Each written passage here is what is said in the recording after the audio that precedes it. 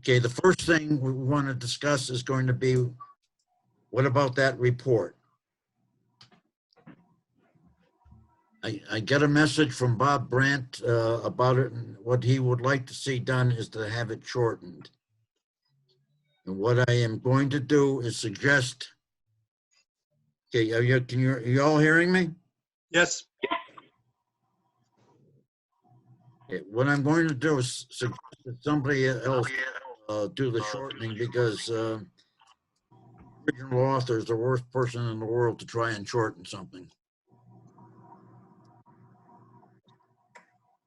Now, have you had a chance to look at the report? yes. Yes. Okay, what are your comments? Where do you see this report going? I'm sorry? Where do you see this report going? When? Who's the audience? Well, I'd like to see it go out in a couple of weeks. A lot of this is really dependent on getting it to the select board or the town manager or whoever happens to be running the show in a given town.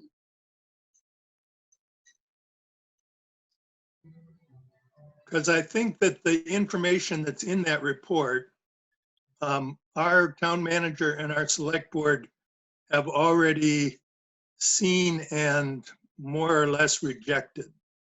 I'm sorry, rejected it? Yeah, too much money, we can't do anything. And so I'm not sure that it's going to persuade them. Well, the report was really not meant to persuade them, it was just to give them a guideline as to what has to be done. Obviously, you know, when it comes down to the dollars and cents, this is something that each select board is going to have to decide on. I know that when they start getting numbers, it's going to upset them. And this is especially difficult since it's what I refer to as the invisible crisis. So you can't say it until it happens. Right. Even when it happens, it may not be visible for a couple of years. I think the report should definitely get updated with the latest infestations in the area. They're definitely encroaching. Okay, I did update the report with the latest map. Okay. And Sorry, I haven't looked at it yet. the only problem I had, and I did it rather quickly, I wanted to have it ready for this meeting. The only problem is I did not include the New Hampshire section. You can just see the slight mapping in the Rockingham Springfield area. Okay. Yeah, there's some overlap into Heartland too, because it's in Plainfield, New Hampshire. Yeah. And Southern Springfield. Okay, but at any rate, that's something that that I can change, before we issue it. Now, how do you feel about did you have? I tried to put together what I call an executive summary. Did that make any sense to you?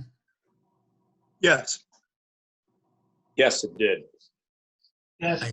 I'm trying to make it as short as possible.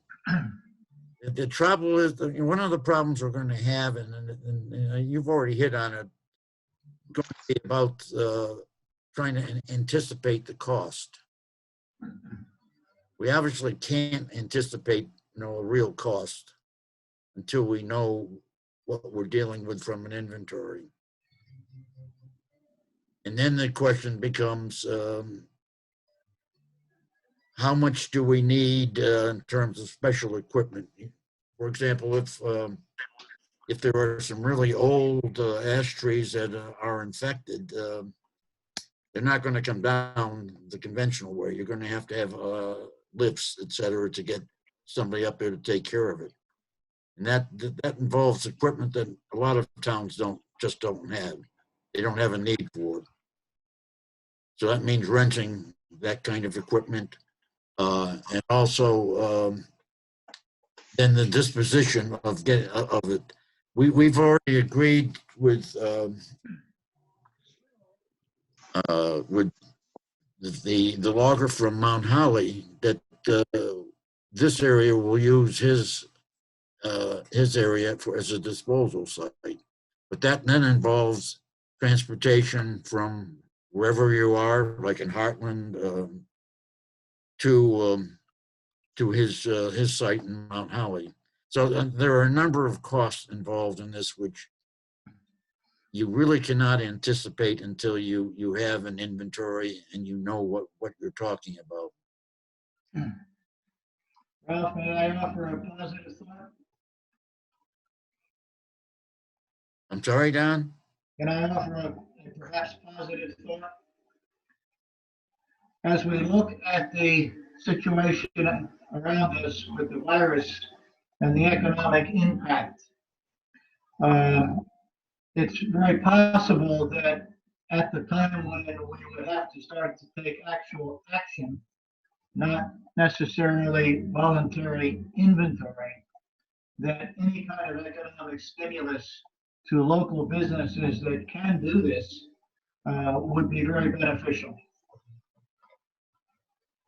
Okay, well, the closest I could come to, giving anybody numbers was just to taking, Ron Siemens produced some cutting information. And I just took that and extrapolated on 1,500 trees.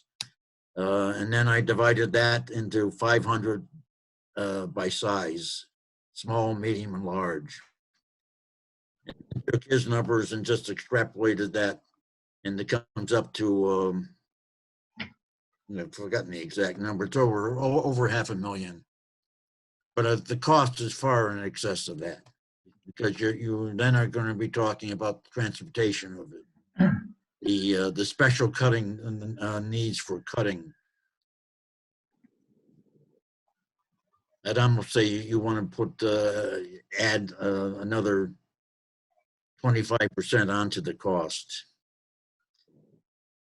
Now, was it Rockingham that said they had 3,600 trees? Heartland has 3,500, we're estimating. Okay, it must have been Heartland then. You're looking at some real sizable numbers. Yes, and I think that that's why our select board is saying there's no way we're going to come up with $1 million. So we've got to figure out some other way of dealing with this. Okay, now, do they have any thoughts about what those other ways would be? Yeah, their thought is just let things ride until the tree falls in the road and then clean it up.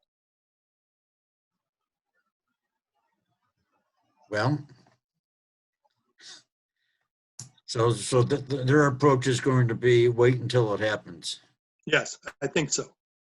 Okay. Now we'll approach them again because now it's getting more real with part of Heartland being in the high risk zone.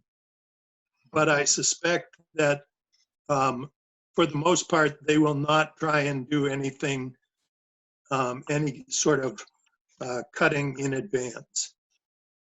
We do have a covered bridge in Heartland that's historic, and there are maybe a half dozen largish ash trees that could potentially fall on that. They may take some action to protect that. But other than that, I don't see them doing much. Okay, I don't think their approach is going to be that uncommon. What I think we really need to do is try to come up with some alternative thinking on what to do. And in all honesty, I've tried to rack my brain on this, and I can't really think of any other alternatives. One of the things that I know we can do and suggest is that they create a reserve fund in anticipation of it. And given the fact that it's starting to creep into the area, they won't have very many years to develop a reserve fund. I was thinking of, in the terms of Ludlow, of asking them for, see if they could go for a $25,000 reserve. But what you really need to be saying is that has to be done, supplemented every year. And that becomes a sizable chunk of a town budget. Dallas, have you got any ideas on or any thoughts about this? We're not moving forward with convincing towns, but where's everybody's towns and as far as inventory? Here, Tim here. I started doing some, and I actually on Davis Road, and I lost my signal.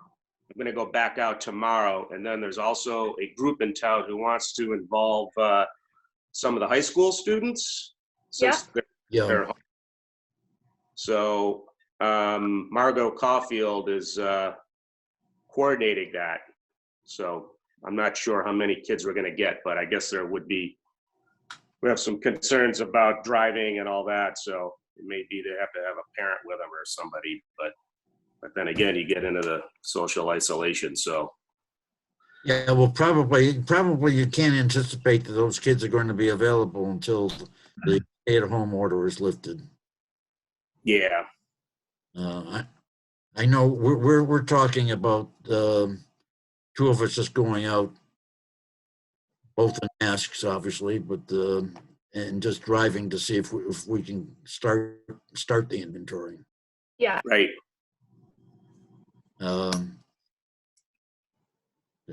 we've done with, Does anybody have any signs that you can place on the back of a vehicle so that No. you can sort of alert? what we've done is we just drive along with our blinkers flashing. Yeah, And- the hazard light. Yeah, Okay. That's probably what we'll do, but would also like to have, I think if we can have some sort of a sign that would. right. Ralph, it's Don. Can I reach out to Awesome Graphics and see what they would help us with? Okay, well. Okay, well, I think we were all in agreement that dollar-wise, we're going to have a very major problem trying to sell something. And it looks like the only thing we can do is make them aware of what's going to happen. What we've tried to do with inventorying is a little different than the state's program. So we drive along and we measure the road, we divide the road into like 2/10 mile segments, and we just count how many ash trees there are in each of those segments. And then our regional planning commission has helped us develop a way of mapping that onto the road so Okay, that we can see where we have heavy concentrations of ash trees.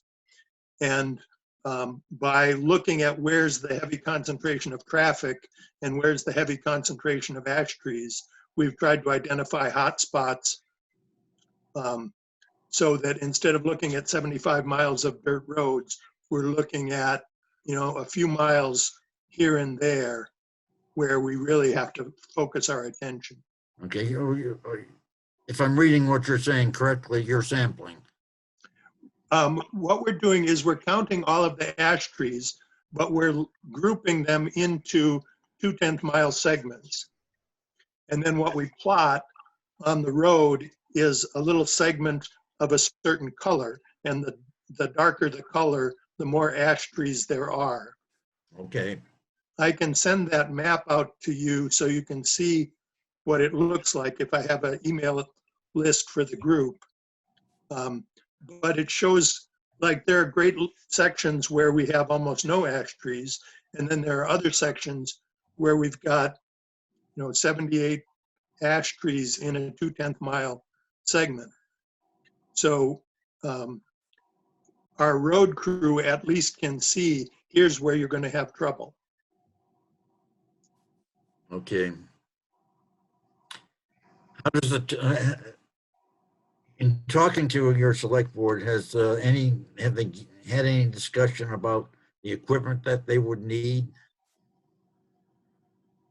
I think in our case, they're expecting that they would contract that work out. We have some local groups that do pre-cutting, and they would just let them use their equipment. Okay. Okay, well then, really the question is going to be, what do we want to do with that report that we've been circulating? I mean, it would be nice if somebody could go through it and make bullets out of it and shorten it. There's certain parts of it that I think are critical, especially the contact parts on the maps. But is that report, in whatever form it's going to be, is that going to be an adequate thing to to supply to select boards for information purposes?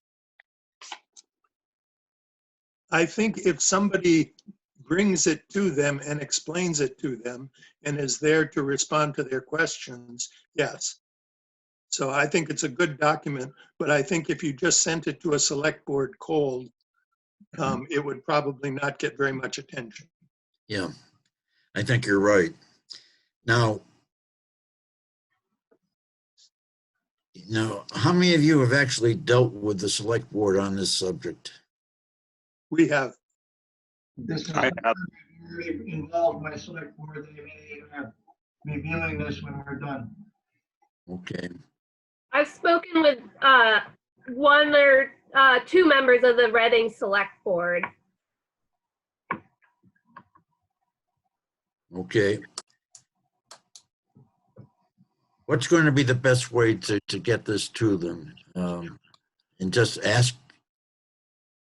if we can make a presentation to them?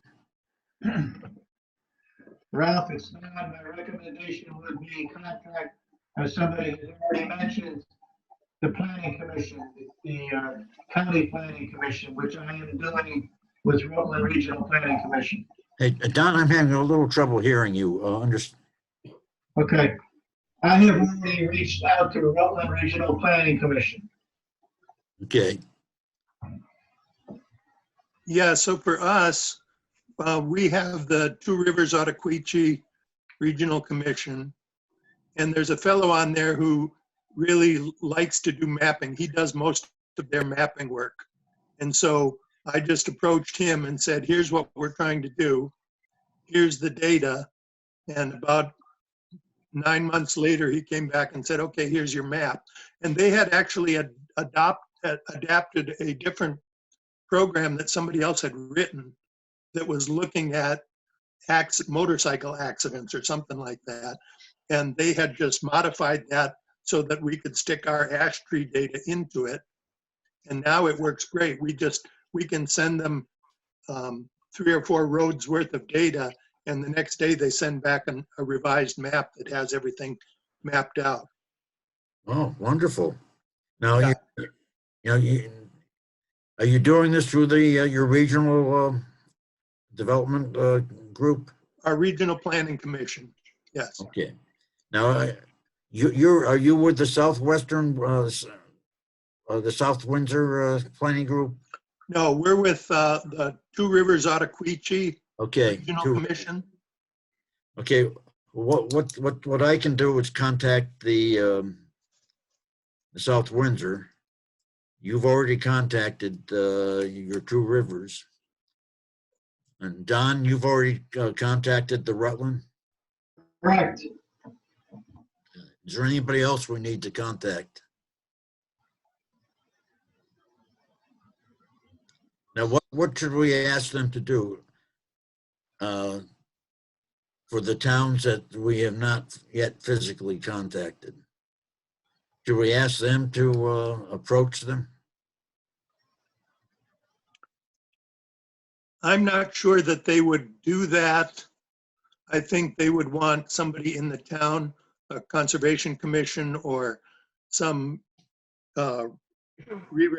representative who would take it on and go to the select board. Okay. But we definitely have to be prepared to go and present these to the various select boards. I think that's the way to go. Okay. So I guess for the next thing that we have to find out is, I tried to prepare a list of the various select boards and the town managers. Alice, do you have anything like that? No, I don't. I'm sorry. I actually have to leave. I'm watching my daughter right now, so I've got to leave the meeting. Okay. So I'm sorry I can't stay for the whole thing. Well, just thanks for joining us. And if you have any thoughts on this, please let us know, because I think we're hitting a very critical juncture right now, and I think we're all going to be, all the towns are going to be have the same feeling about it in terms of the cost. Yeah. It's going to become prohibitive to them. Well, yeah, I'll keep it in mind. I'll be in touch. Okay, Okay, thanks thanks, an awful Anna. lot for joining. Take it Bye. easy. Thanks. Don, this is Ralph. I'm Chef. Ralph, this is Don. I see Jeff has joined us. Is that? Good morning, Jeff. Now, Don, you're already in contact with the Mount Holly Select Board. And I believe one of our new select board member has just joined us. Jeff, are you there? Yes, I'm here. Okay. Now, do any of you want any help going before your various select boards? I think I'm okay. Okay. Yeah. I think if I have the report, I can present that to them. Okay. What I've done is I've sent the report to our town manager, and the town hall. I assume all your town halls are closed, but they're still active there. But at any rate, I'm asking if the administrative assistant there could actually go through the report and try and shorten it. I recognize that that's a major problem, just the length of it. But what we do need, in the case of Ludlow, what we need to get are town maintained roads and ultimately the abutting properties, because we're going to have to communicate with the private property owners. And then we'll probably start, I think there probably are just going to be two of us starting it right now, but given this virus thing, this makes things a little difficult. Now, some of you are already involved in doing your inventory. Don, what's going on in Mount Holly? The only thing that I am aware of at this point is what I am doing, trying sampling, because of the limitations of cell phone service at this time. One of the other members talked about taking a segment of road and just counting. And essentially that's what I am doing on a couple of Mount Holly's roads at this point, just to see what the time frame and commitment is to deal with the road. Beyond that, we will have our road foreman continue in the communications loop. And I think we have a select board meeting, virtual one, coming up next week. And perhaps that will be agended there also. I leave that to Jeff. Okay, I'm going to try and get us on the Ludlow Select Board for next month. They've already had their meeting, but they too are meeting, via Zoom,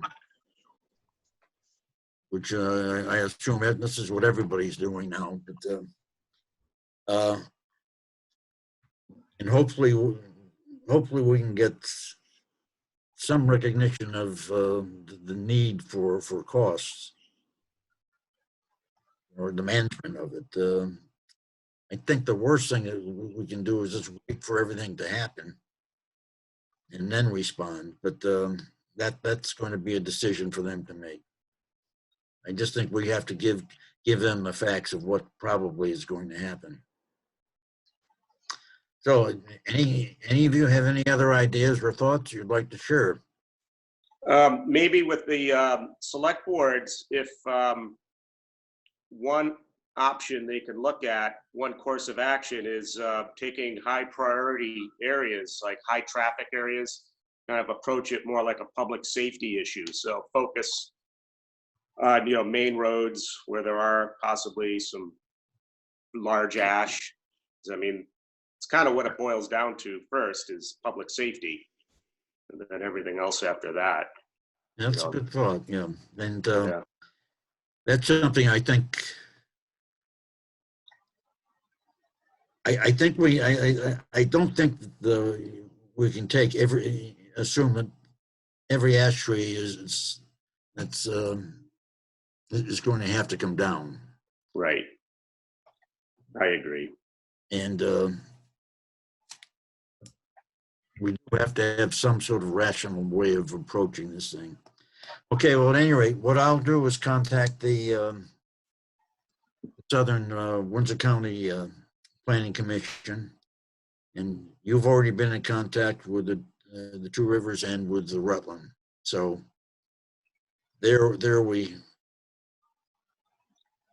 what we then need to do is just ask them what they'll do in terms of helping us approach the select boards. Right. Ralph, I wonder, the borer has been in New Hampshire since 2013. And there are areas there who have been presumably infested with this for more than 5 years. Could we try and get some sense from people down there, what has been their experience? What have they done in terms of cutting or not cutting? And what have the expenses been? Okay, that sounds like a very, very good idea. Now, would you be willing to contact those people?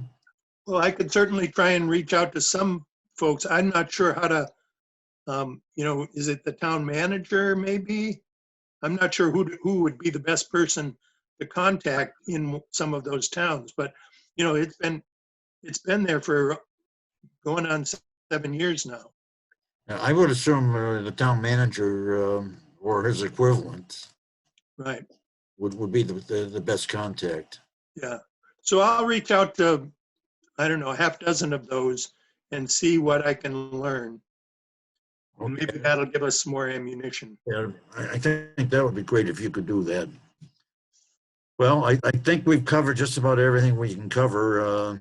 And I appreciate you gentlemen taking the time to do this. And I realize that you probably have got other things on your mind besides ash trees. I know I do. Thank you, Ralph. All right. Yeah. Stay Thanks an safe. awful lot. And well, I guess we can say that that's going to be it for the meeting. Okay. Well, thanks for putting it together. Yeah. Okay, Thanks. and